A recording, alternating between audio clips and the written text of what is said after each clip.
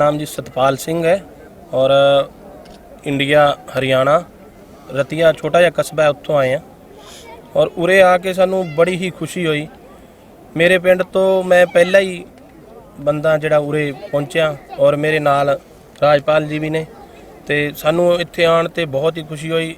इन्हां दा उरे रजिस्ट्रेशन हो गया सी और इन्हां ने मैनू भी फोकस किया कि तुसी भी जाओ और मैं भी अपना रजिस्ट्रेशन करवाया और बड़ी आसानी नाल हो गया। पर थोड़ा जिहा हजे जो दिक्कत है वो यही है कि दोनों सरकारां ने जो उपराला तो बहुत वधिया है, ये तो दोनों सरकारां दा भी बहुत बहुत धन्यवाद है।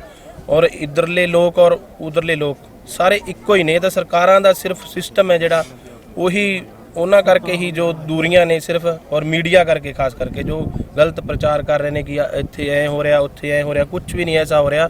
असीं आके देखिया उरे कि सानू किसी प्रकार की कोई भी ऐसी फीलिंग ही नहीं आई, बल्कि जदों असीं उत्थों बॉर्डर क्रॉस किया एकदम बड़ी ही अजीब फीलिंग हुई, बड़ा ही खुशी कि एकदम इन्ना प्राउड फील होया कि असीं उरे अपने बजुर्गों की धरती ते उरे पहुंचे हैं। साडे बजुर्ग उरों दे रहण वाले सीगे और बड़ी दिली तमन्ना सी, वो तां चले गए दादा जी होरी और सारे, लेकिन फिर भी असीं ये पहली बारी उरे आए हैं और अगे जाके उन्हां ਜਿਹੜੇ ਸਾਡੇ ਬੱਚੇ ਨੇ ਉਹਨਾਂ ਨੂੰ ਵੀ ਉਰੇ ਲਿਆਵਾਂਗੇ, ਉਹਨਾਂ ਦੇ ਵੀ ਪਾਸਪੋਰਟ ਵਗੈਰਾ ਬਣਵਾਵਾਂਗੇ।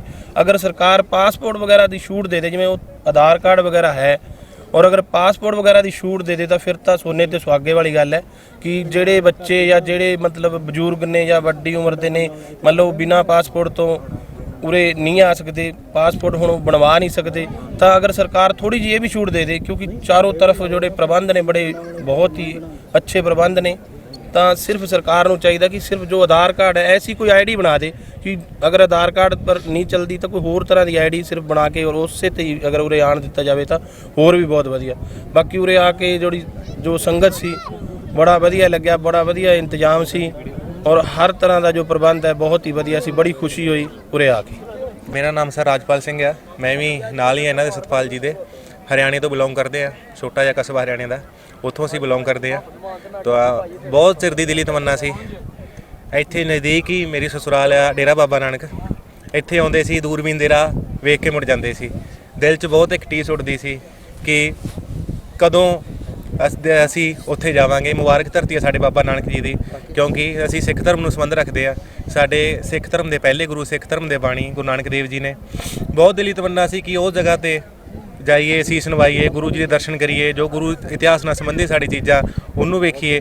ਮੋਸਟ ਇੰਪੋਰਟੈਂਟ ਦੈਨ ਦੈਟ ਕਿ ਸਾਡੇ ਜੋ ਪਾਕਿਸਤਾਨੀ ਭਰਾ ਨੇ 1947 ਤੋਂ ਪਹਿਲਾਂ ਜਿਹੜੇ ਸਾਡੇ ਤੋਂ ਇੱਕ ਸਿਆਸਤ ਨੇ ਇੱਕ ਲਕੀਰ ਖਿੱਚੀ ਸੀ ਵਿਚਾਲੇ, ਤਾਂ ਸਾਡੇ ਗੁਰੂ ਧਾਮ ਸੀ, ਤਾਂ ਜੋ ਵੀ ਇੱਥੋਂ ਦੇ ਜੋ ਵੀ ਸਾਡੇ ਪਾਕਿਸਤਾਨੀ ਵੀਰ ਸੀ ਉਹ ਵੀ ਸਾਡੇ ਭਰਾ ਸੀ ਜੋ ਸਾਡੇ ਤੋਂ ਵਿਛੜ ਗਏ ਸੀ, ਉਹਨਾਂ ਨੂੰ ਵੇਖਣ ਦੀ ਦਿਲੀ ਤਮੰਨਾ ਸੀ। ਤਾਂ ਬਹੁਤ ਸੋਚਦੇ ਸੀ ਕਿ ਅਸੀਂ ਉੱਥੇ ਜਾਈਏ, ਮਿਲੀਏ, ਦੂਰਬੀਨ ਦੇ ਰਾਹੀਂ ਵੇਖ ਕੇ ਮੁੜ ਜਾਂਦੇ ਸੀ। ਪਰ ਦੋਵਾਂ ਸਰਕਾਰਾਂ ਦਾ, ਗੌਰਮੈਂਟ ਆਫ ਇੰਡੀਆ ਦਾ ਐਂਡ ਗੌਰਮੈਂਟ ਆਫ ਪਾਕਿਸਤਾਨ ਦਾ, ਸਪੈਸ਼ਲੀ ਗੌਰਮੈਂਟ ਆਫ ਪਾਕਿਸਤਾਨ ਦਾ, ਇਮਰਾਨ ਖਾਨ ਦਾ ਬਹੁਤ ਬਹੁਤ ਧੰਨਵਾਦ ਕਿ ਉਹਨਾਂ ਦੀ ਇੱਕ ਪੋਜ਼ੀਟਿਵ ਸੋਚ ਦੇ ਜ਼ਰੀਏ ਉਹਨਾਂ ਨੇ ਨਾਮੁਮਕਿਨ ਨੂੰ ਮੁਮਕਿਨ ਕਰਕੇ ਵਿਖਾਇਆ। ਤਾਂ ਮੈਂ ਬਹੁਤ ਬਹੁਤ ਧੰਨਵਾਦ ਕਰਦਾ ਗੌਰਮੈਂਟ ਆਫ ਇੰਡੀਆ ਦਾ, ਗੌਰਮੈਂਟ ਆਫ ਪਾਕਿਸਤਾਨ ਦਾ, ਸਪੈਸ਼ਲੀ ਪਾਕਿਸਤਾਨੀ ਆਵਾਮ ਦਾ ਕਿ ਜੋ ਸਾਡਾ ਇੰਨਾ ਦਿਲ ਖੋਲ੍ਹ ਕੇ ਸਾਡਾ ਸਵਾਗਤ ਕਰ ਰਹੇ ਨੇ। ਸਾਨੂੰ ਲੱਗਿਆ ਹੀ ਨਹੀਂ ਕਿ ਅਸੀਂ ਦੂਸਰੇ ਕੰਟਰੀ 'ਚ ਹਾਂ, ਇਹ ਸਾਡੇ ਆਪਣੇ ਨੇ, ਬੋਲੀ ਸਾਡੀ, ਖਾਣਾ ਪੀਣਾ ਸਾਡਾ। ਸਪੈਸ਼ਲੀ ਜਦੋਂ ਅਸੀਂ ਲੰਗਰ ਸਾਹਿਬ ਗਏ ਤਾਂ ਇੰਨਾ ਲੰਗਰ ਸਾਹਿਬ 'ਚ ਉਹਨਾਂ ਦੀ ਤੁਹਾਡੀ ਹੋਸਪਿਟੈਲਿਟੀ ਔਰ ਇੰਨਾ ਸਵਾਦ ਸਾਨੂੰ ਲੰਗਰ ਲੱਗਿਆ ਕਿ ਪਤਾ ਹੀ ਨਹੀਂ ਲੱਗਿਆ ਕਿ ਅਸੀਂ ਗੋਲਡਨ ਟੈਂਪਲ 'ਚ ਜਾਂਦੇ ਹਾਂ ਜਾਂ ਕਰਤਾਰਪੁਰ ਸਾਹਿਬ 'ਚ। ਸਭ ਤੋਂ ਪਹਿਲਾਂ ਤਾਂ ਮੈਂ ਸਾਰਿਆਂ ਨੂੰ ਸਤਿ ਸ੍ਰੀ ਅਕਾਲ ਤੇ ਵਾਹਿਗੁਰੂ ਜੀ ਦਾ ਖਾਲਸਾ, ਵਾਹਿਗੁਰੂ ਜੀ ਦੀ ਫਤਿਹ।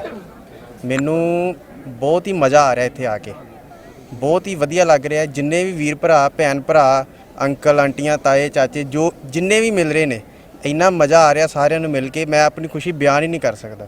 ਇੱਦਾਂ ਲੱਗ ਰਿਹਾ ਹੈ ਕਿ ਮੇਰੀ ਮਾਤਾ ਇੱਥੇ ਹੈ, ਮੇਰਾ ਪਿਓ ਇੱਥੇ ਆ, ਮੇਰੀ ਆਂਟੀ ਇੱਥੇ ਆ, ਅੰਕਲ ਇੱਥੇ ਆ, ਸਾਰੇ ਆਪਣੇ ਹੀ ਨੇ ਇੱਥੇ। ਆ ਭਾਜੀ ਵੀ ਆਏ ਨੇ। ਭਾਜੀ ਇੱਦਾਂ ਹੀ ਆ ਰਹੀ ਫੀਲਿੰਗ? ਇੱਧਰ ਆਓ, ਲਾਗੇ ਆਓ ਮਹਾਰਾਜ। ਆਪਣੇ ਭਾਜੀ ਨੇ ਵੀ ਇਹ ਵੀ ਤੁਹਾਨੂੰ ਦੱਸਣਗੇ ਵੀ ਕਿੱਦਾਂ ਦਾ। ਦੱਸੋ ਮਹਾਰਾਜ। ਬਹੁਤ ਹੀ ਖੁਸ਼ੀ ਆ। ਸਭ ਤੋਂ ਵੱਡੀ ਖੁਸ਼ੀ ਇਹ ਕਿ ਮੈਂ ਦਰਸ਼ਨ ਕਰਨ ਆਇਆ। ਦੂਜੀ ਵੱਡੀ ਖੁਸ਼ੀ ਇਹ ਹੈ ਕਿ ਮੇਰੇ ਦੋਸਤ ਮੈਨੂੰ ਸਿਆਲਕੋਟ ਤੋਂ ਸਪੈਸ਼ਲ ਮਿਲਣ ਆਏ ਤੇ ਅਸੀਂ ਪਹਿਲੀ ਵਾਰ ਮਿਲ ਰਹੇ ਹਾਂ ਉਹਨਾਂ ਨੂੰ। ਵੈਸੇ ਅਸੀਂ ਸੋਸ਼ਲ ਮੀਡੀਆ ਤੇ ਤਕਰੀਬਨ 3 ਸਾਲ ਤੋਂ ਇੱਕ ਦੂਜੇ ਨਾਲ